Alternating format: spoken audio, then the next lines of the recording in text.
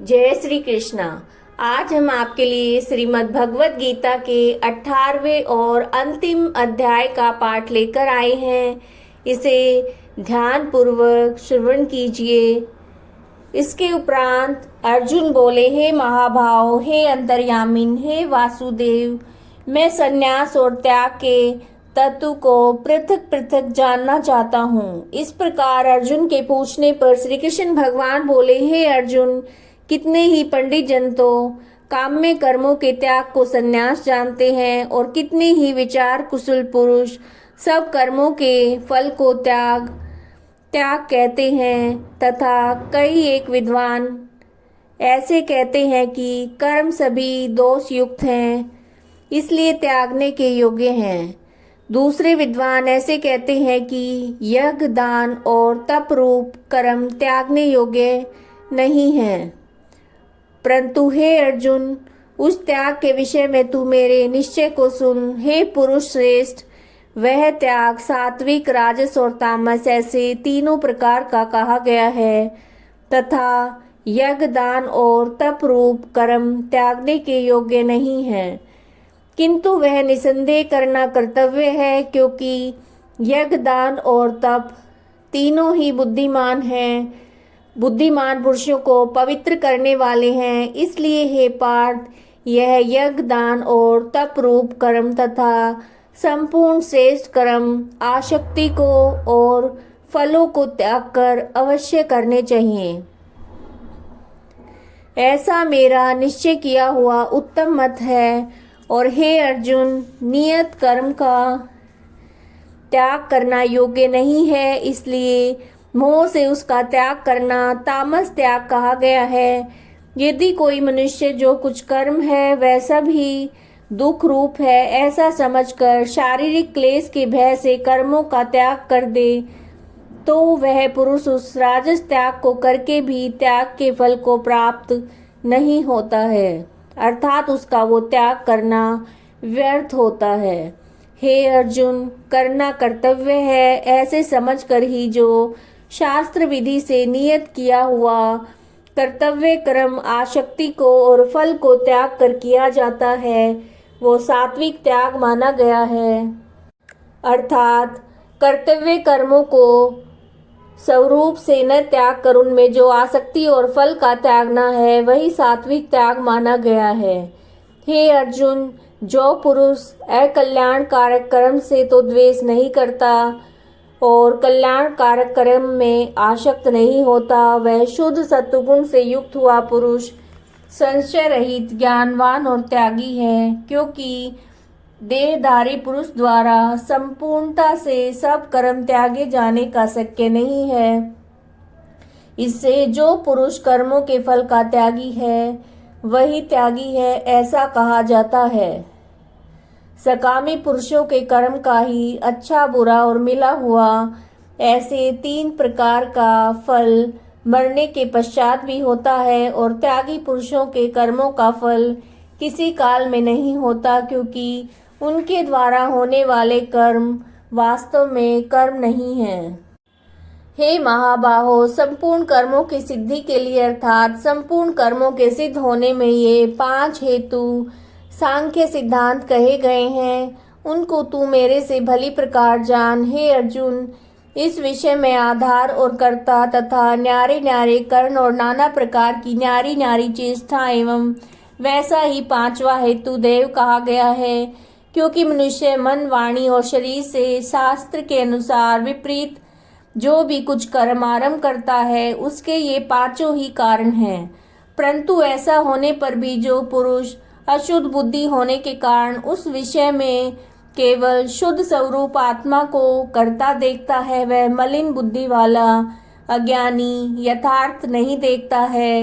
हे अर्जुन, जिस पुरुष के अंतकरण में मैं करता हूँ ऐसा भाव नहीं है और जिसकी बुद्धि सांसारिक पदार्थों में और संपूर्ण कर्मों में लिपायमान नहीं होती है, वह पुरुष इन सब लोगों को मारकर भी वास्तव में न तो मारता है और ना पाप से बंधता है। हे भारत, ज्ञाता, ज्ञान और ये ये तीनों तो कर्म के प्रेरक हैं, अर्थात इन तीनों के संयोग से तो कर्म में प्रवृत्त होने की इच्छा उत्पन्न होती है। कर्ता, कर्ण और क्रिया, ये तीनों कर्म के संग्रह हैं, अर्थात इन तीनों के संयोग से कर्म बनता है। उन सब में ज्ञान और कर्म तथा कर्ता भी गुणों के भेद से सांख्य शास्त्र में 3 प्रकार के कहे गए हैं। उनको भी तू मेरे से भली प्रकार सुन। हे अर्जुन, जिस ज्ञान से मनुष्य पृथक पृथक सब भूतों में एक अविनाशी परमात्म भाव को विभाग रहित समभाव से स्थित देखता है, उस ज्ञान को तू सात्विक ज्ञान और जिस ज्ञान के द्वारा मनुष्य संपूर्ण भूतों में भिन्न भिन्न प्रकार के अनेक भावों को न्यारा न्यारा करके जानता है, उस ज्ञान को तू राजस जान। और जो ज्ञान एक कार्य रूप शरीर में संपूर्णता किस दर्शाशक्त है, अर्थात जिस विपरीत ज्ञान के द्वारा मनुष्य एक क्षण भंगुर नाशवान शरीर को ही आत्मा मानकर उसमें सर्वस्व की भांति आसक्त रहता है, जो बिना युक्ति वाला तत्व अर्थ से रहित और तुच्छ है, वह ज्ञान तामस कहा गया है। हे अर्जुन, जो कर्म शास्त्र विधि से नियत किया हुआ और कर्तापन के अभिमान से रहित फल को न चाहने वाले पुरुष के द्वारा बिना राग द्वेष से किया है, वह कर्म सात्विक कहा जाता है। और जो कर्म बहुत परिश्रम से युक्त और फल को चाहने वाले और अहंकार युक्त पुरुष द्वारा किया जाता है, वह कर्म राजस कहा गया है। तथा जो कर्म परिणाम, हानि, हिंसा, सामर्थ्य को न विचार करके केवल अज्ञान से आरंभ किया जाता है, वह कर्म तामस कहा जाता है। हे अर्जुन, जो कर्ता आसक्ति से रहित और अहंकार के वचन न बोलने वाला, धैर्य और उत्साह से युक्त, कार्य के सिद्ध होने और न होने में हर्ष शोक आदि विकारों से रहित है, वह कर्ता तो सात्विक कहा जाता है। जो आसक्ति से युक्त कर्मों के फल को चाहने वाला है, लोभी है तथा दूसरों को कष्ट देने के स्वभाव वाला, अशुद्धचारी, हर्ष शोक से लिपायमान है, वह कर्ता राजस कहा गया।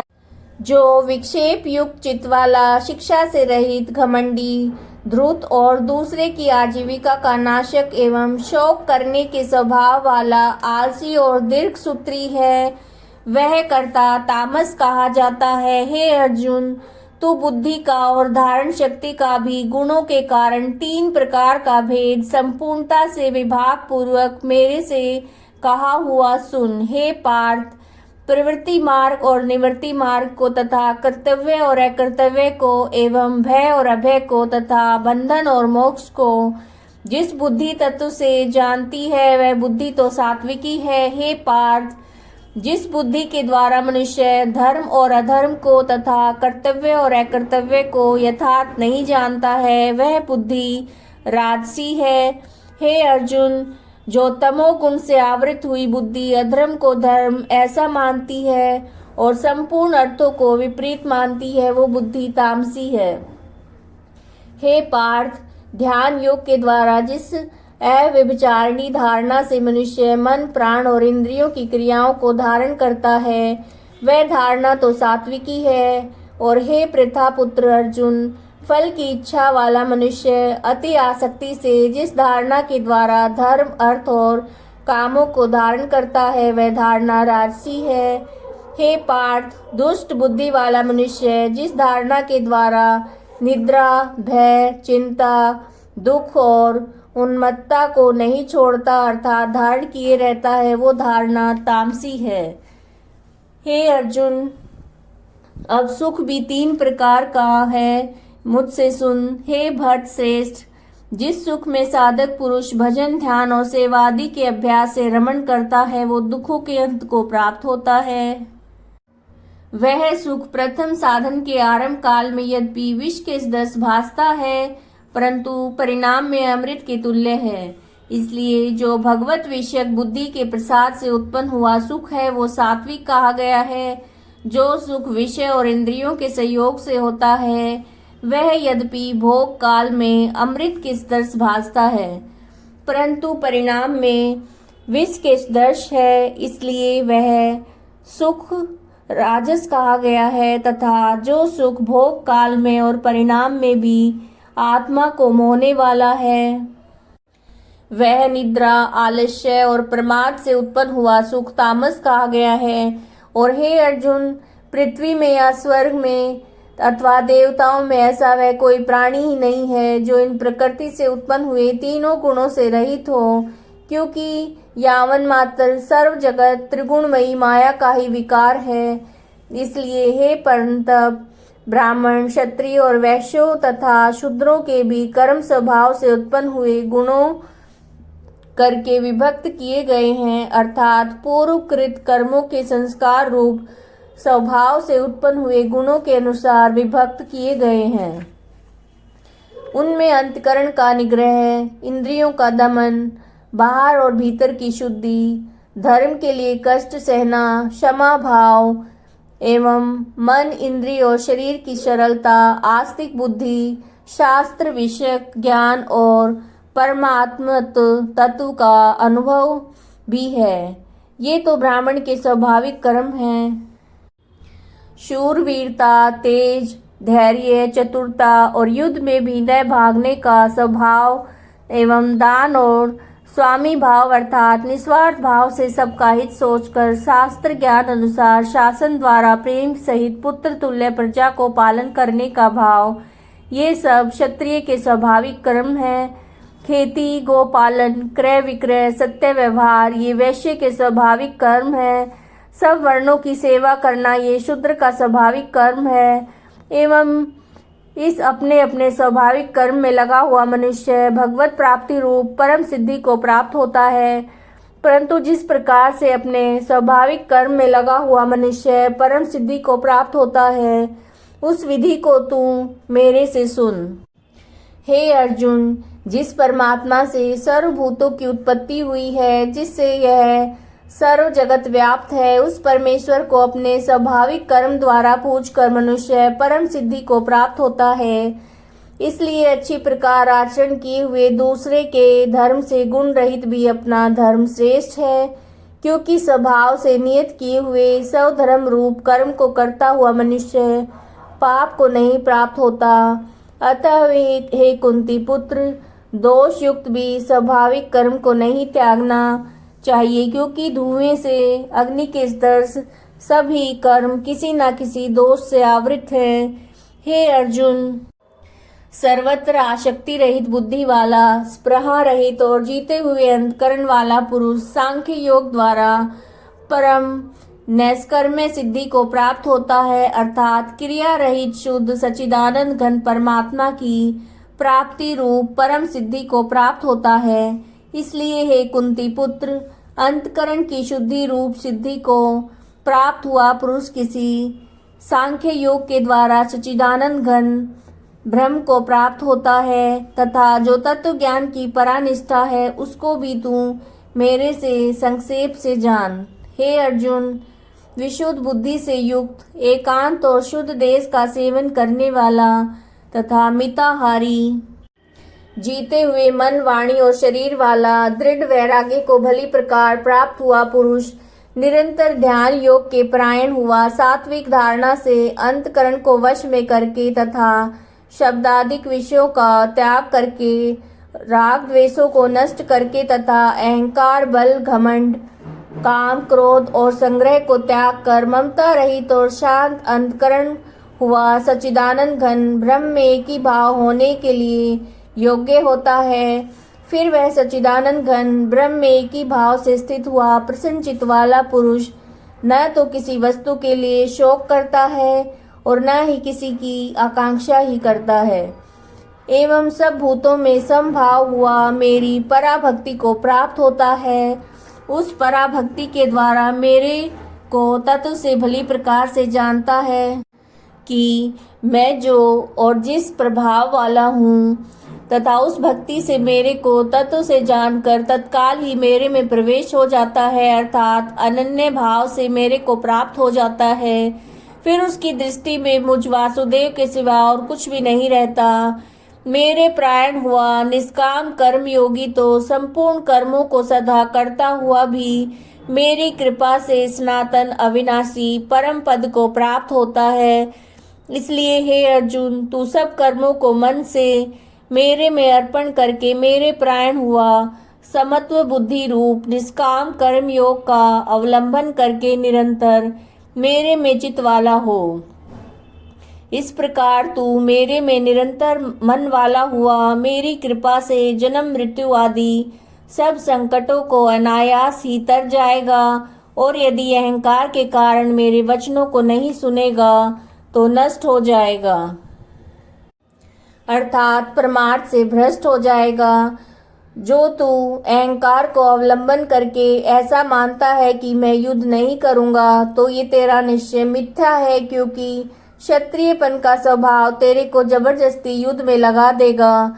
हे अर्जुन, जिस कर्म को तू मोह से नहीं करना चाहता, उसको भी अपने पूर्वकृत स्वाभाविक कर्म में बंधा हुआ परवश होकर करेगा।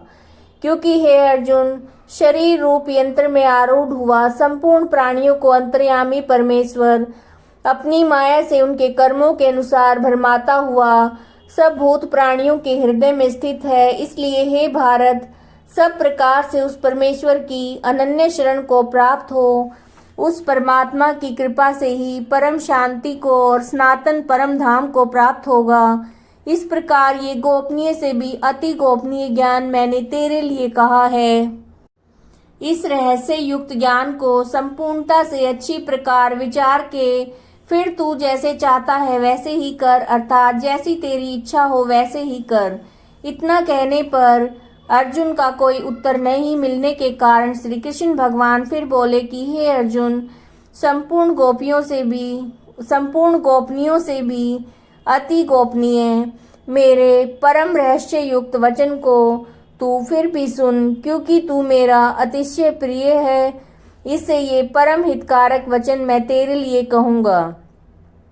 हे अर्जुन, तू केवल मुझ सच्चिदानंद घन वासुदेव परमात्मा में अनन्य प्रेम से नित्य निरंतर अचल मन वाला हो, और मुझ परमेश्वर को अतिशय श्रद्धा और भक्ति सहित निष्काम भाव से नाम गुण और प्रभाव के श्रवण कीर्तन मनन और पठन पाठन के द्वारा निरंतर भजने वाला हो, तथा मेरा मन वाणी और शरीर के द्वारा सर्वस्व अर्पण करके अतिशय श्रद्धा भक्ति और प्रेम से विहलता पूर्वक पूजन करने वाला हो, और मुझ सर्वशक्तिमान विभूति बल ऐश्वर्य माधुर्य गंभीरता उदारता वात्सल्य और सुहृदता आदि गुणों से संपन्न सबके आश्रय रूप वासुदेव को विनय भाव पूर्वक भक्ति सहित साष्टांग दंडवत प्रणाम कर।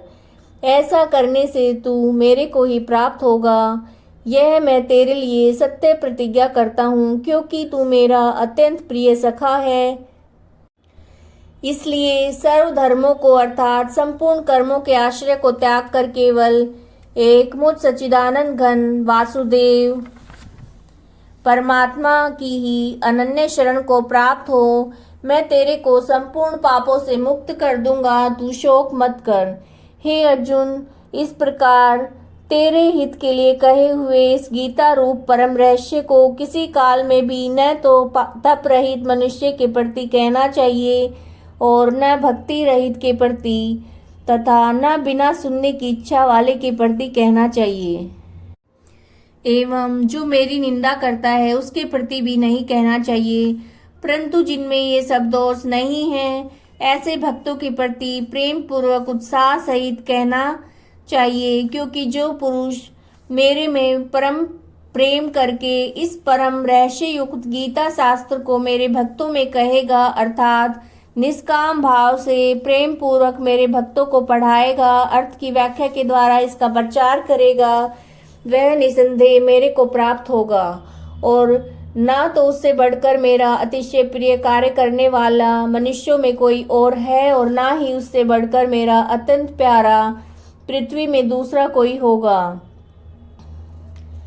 तथा हे अर्जुन, जो पुरुष इस धर्म में हम दोनों के संवाद रूप गीता शास्त्र को पढ़ेगा, नित्य पाठ करेगा, उसके द्वारा मैं ज्ञान यज्ञ से पूजित होऊंगा, ऐसा मेरा मत है।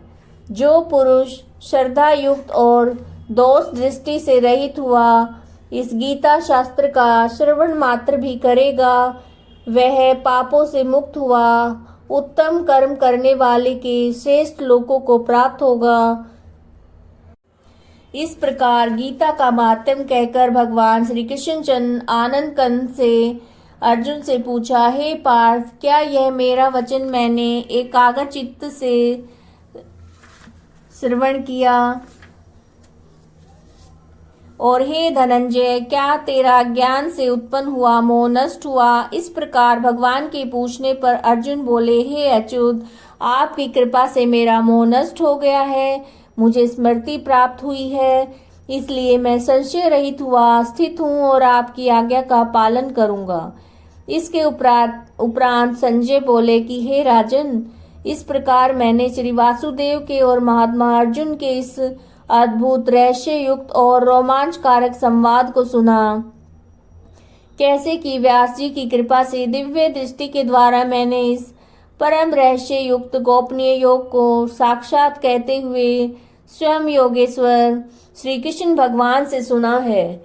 इसलिए हे राजन, श्री कृष्ण भगवान और अर्जुन के इस रहस्य युक्त कल्याणकारक और अद्भुत संवाद को पुनः पुनः स्मरण करके मैं बार बार हर्षित होता हूँ तथा हे राजन, श्री हरि के उस अति अद्भुत रूप को भी पुनः पुनः स्मरण करके मेरे चित्त में महान आश्चर्य होता है और मैं बार बार हर्षित होता हूँ। हे राजन, विशेष क्या कहूँ, जहाँ योगेश्वर श्री कृष्ण भगवान हैं, जहाँ गांडीव धनुषधारी अर्जुन है, वहीं पर श्री विजय विभूति और अचल नीति है, ऐसा मेरा मत है। यह श्रीमद् भगवत गीता का 18वां अध्याय था, 18वां और अंतिम अध्याय था। श्रीमद् भगवत गीता का हमें नित्य निरंतर प्रतिदिन पाठ करना चाहिए। इससे हमें भगवान श्री कृष्ण जी की कृपा प्राप्त होती है, उनकी निकटता प्राप्त होती है। अगर वीडियो पसंद आई है तो वीडियो को लाइक कीजिएगा, चैनल को सब्सक्राइब कीजिएगा और कमेंट में जय श्री कृष्णा जरूर लिखिएगा। जय श्री कृष्णा।